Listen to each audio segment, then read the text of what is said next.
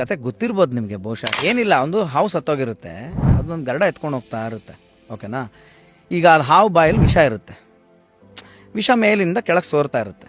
ಕೆಳಗಡೆ ಒಂದು ರಾಜ್ಯದಲ್ಲಿ ಒಬ್ಬ ರಾಜ ಏನು ಅಂದರೆ, ಅವನು ಎಲ್ಲರಿಗೂ ಅಡುಗೆ ಮಾಡಿಸೋ ಖುಷಿ ಅವನಿಗೆ.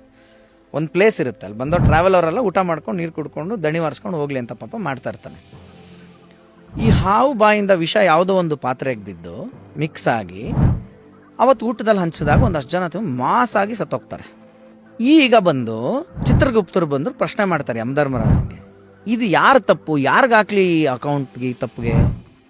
ಹಾವನ್ನ ಎತ್ಕೊಂಡೋಗಿದ್ದು ಗರಡಕ್ಕೆ ಹಾಕ್ಬೇಕಾ, ಹಾವಿಗೆ ಹಾಕ್ಬೇಕಾ, ಅಥವಾ ಅಡುಗೆ ಮಾಡ್ತಾ ಇದ್ನಲ್ಲ ಅವನು ಓಪನ್ ಅಲ್ಲಿ ಮಾಡ್ದ ಅವ್ನು ಟೆಂಟ್ ಹಾಕಿರ್ಲಿಲ್ಲ ಅಂತ ಅವನಿಗೆ ಮಾಡ್ಬೇಕಾ, ಅಥವಾ ಟೆಂಟಿಗೆ ಬಡ್ಜೆಟ್ ರಾಜ ಕೊಟ್ಟಿರ್ಲಿಲ್ಲ ಅಂತ ರಾಜನ್ಗೆ ಹಾಕ್ಬೇಕಾ ಅಂತ. ಆವಾಗ ಗರುಡ ಯಮಧರ್ಮರಾಜು ಕನ್ಫ್ಯೂಸ್ ಆಗುತ್ತೆ, ಗೊತ್ತಿಲ್ಲಪ್ಪ, ಇದು ಸೃಷ್ಟಿ ಮಹಾವಿಷ್ಣು ಹತ್ರನೇ ಹೋಗಬೇಕು. ಮಹಾವಿಷ್ಣು ಬಂದ್ಬಿಟ್ಟು ನೋಡ್ತಾ ಇದ್ರಂತೆ ಮೇಲ್ಗಡೆ, ನೋಡ್ಬಿಟ್ಟು ಎಲ್ಲ ಅಲ್ಲಿ ನೋಡಿದ್ರಂತೆ, ಒಂದು ಸ್ವಲ್ಪ ತಡಿ ಹೇಳ್ತೀನಿ, ಸ್ವಲ್ಪ ದಿನ ಟೈಮ್ ಕೊಡು ಅಂತ. ಅಲ್ಲೇನಾಗ್ತಿತ್ತಂತೆ, ಈ ಊರು ಎಂಟ್ರಿ ಹೆಬ್ಬಾಗ್ಲು ಅಂತ ಏನು ಪಾಸಿಂಗ್ ಇರುತ್ತಲ್ಲ, ಅಲ್ಲಿ ಯಾವಾಗಲೂ ಒಂದು ಅಜ್ಜಿ ಎಲ್ಲಡಿಕೆ ಕುಟ್ಕೊಂಡು ತಿನ್ಕೊಂಡು ಊರ ಕತೆ ಮಾತಾಡ್ಕೊಂಡು ಅಲ್ಲಿ ಕೂತಿರೋದಂತೆ. ಅದು ಬಂದವ್ರಿಗೆಲ್ಲ ಈ ಫಿಟ್ಟಿಂಗ್ ಇಡೋದಂತೆ. ವಾ, ಎಲ್ಗೋಯ್ತಾ ಇದ್ದೀರಾ, ಅಲ್ಲಿ ರಾಜ ಊಟ ಅಡುಗೆ ಮಾಡ್ಸವ್ನೆ ಅಂತನಾ, ಅಲ್ಲಿಗೆ ಹೋಗ್ಬೇಡ್ರಪ್ಪ, ಮೊನ್ನೆ ವಿಷ ಹಾಕಿ ತಿಂದ್ಬಿಟ್ಟು ಬೋ ಜನ ಸತ್ತೋಗ್ಬಿಟ್ರು, ಅಲ್ಲಿ ವಿಷ ಹಾಕಿ ಸಾಯಿಸ್ಬಿಡ್ತಾರೆ, ಹೋಗ್ಬೇಡಿ ಅಂದ್ಲಂತೆ ಅಜ್ಜಿ. ಅವಾಗ ಮಹಾವಿಷ್ಣು ಅವಳ ಅಕೌಂಟ್ಗೆ ಹಾಕು